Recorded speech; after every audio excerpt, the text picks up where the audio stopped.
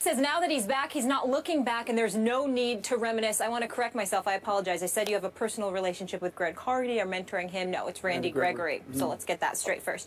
How do you feel, though, Coach, about Greg Hardy being back in the NFL and playing this weekend? Well, he gets a second chance, an opportunity, and you got to give Jerry and Stephen Jones a lot of credit. You know, they've done this before with players. I wish they would have coached him up prior to him meeting the media. Yes. That would probably have been my way of going about doing it as a head coach. And I said, let's make sure that we understand he's going to face the media here when he's eligible to play. And we got to make sure that he understands there's some things he needs to touch upon. And it's not about football. And we have to go back a little bit. And I think he has to bring that out because that kind of sets the stage going forward. And, you know, he probably didn't get coached up. I wish he had coached him up a little bit better. He could have shown a little bit more humility. Being grateful to have this opportunity to come back. And you can't take the past away, obviously. You got to move forward. But he needed to be coached up. They coached him up on the offseason. They coached him up when they brought him in. And I think they dropped the ball a little bit here before he went to the media. Because that's, because you know the media, I say this as a media person now, they have an obligation to ask him these questions. Yes. I mean, that's what people want to know. I mean, besides he's a good pass rusher, good football, we get that part of it. But it's the other part. You know, are you sorrowful for your you know, the way you have been portrayed, you know, and you don't have to get into everything, but you need to say something. And I think that kind of, they dropped the ball. Mishandled. So if you had been head coach of this team. Yes, sir. And you had had a vote in the situation, in the matter, would you have voted no to have him on your football team? Yes, I would have voted no.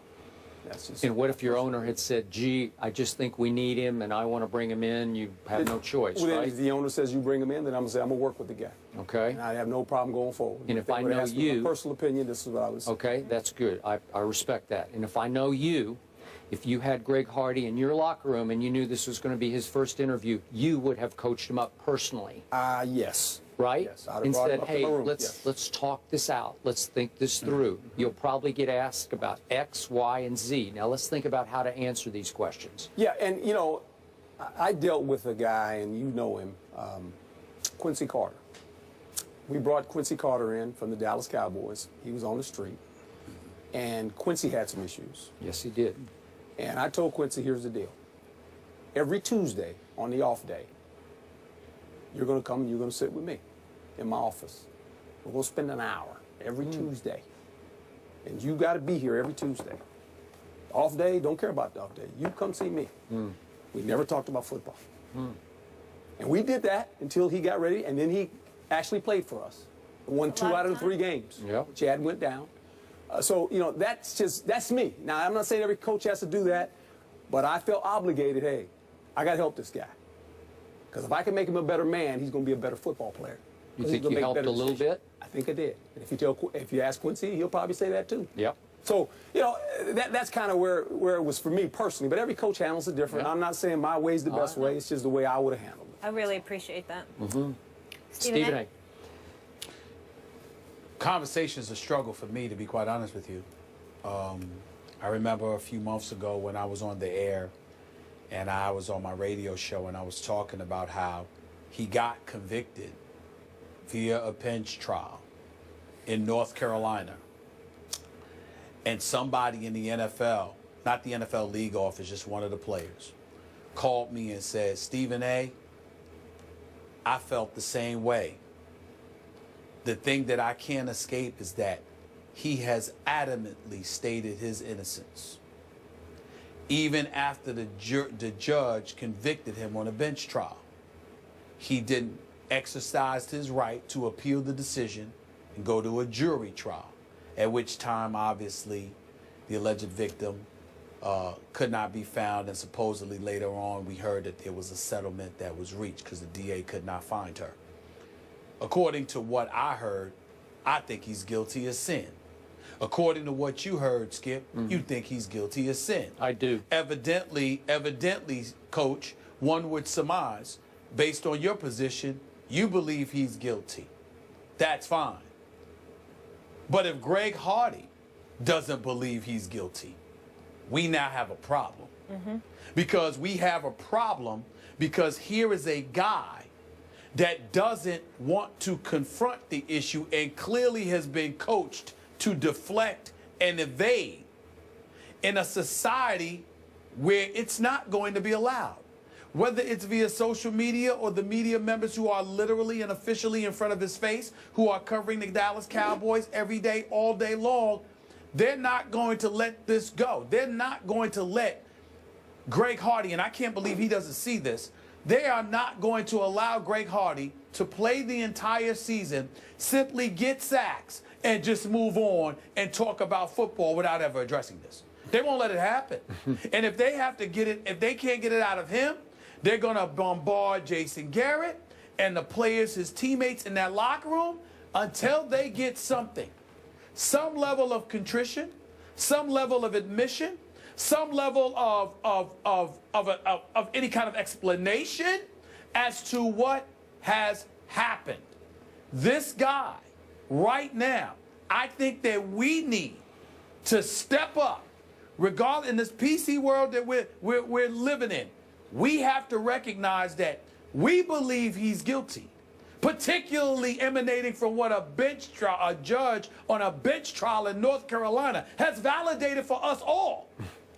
But this guy has said that he is innocent, and he has proclaimed his innocence, and he is acting like he has nothing to address. Somewhere along the way, somebody is going to have to deal with the reality that he believes along the way he didn't do something wrong. That's scary to me. It should be scary to us, no doubt. But it is a reality that we cannot escape. This guy clearly does not believe he did something wrong. You want to respond? No, you go. All right. Stephen A., thank you for what you just said. Can't tell you from my heart how much I agree with every word you just uttered. And I'm going to take it one step farther. Not only did he show zero remorse for what happened back in Carolina, clearly, he was so emboldened in his new role for his dream team, the Dallas Cowboys, lifelong dream of playing for my Dallas Cowboys. He was so emboldened, he had the audacity to use the phrase without flinching or any regret, I'm going to come out guns blazing, when we all know that his accuser testified that she was thrown onto a couch full of semi-automatic weapons. And he had the audacity, without a single ounce or flinch of regret, to talk about how attractive Tom Brady's wife is. Hope she comes to the game, hope she brings her sister and all of her friends. And then to even think the joke was so funny that he went on to say that he votes for Pro Bowl quarterbacks based on how attractive their wife or girlfriend is. Really?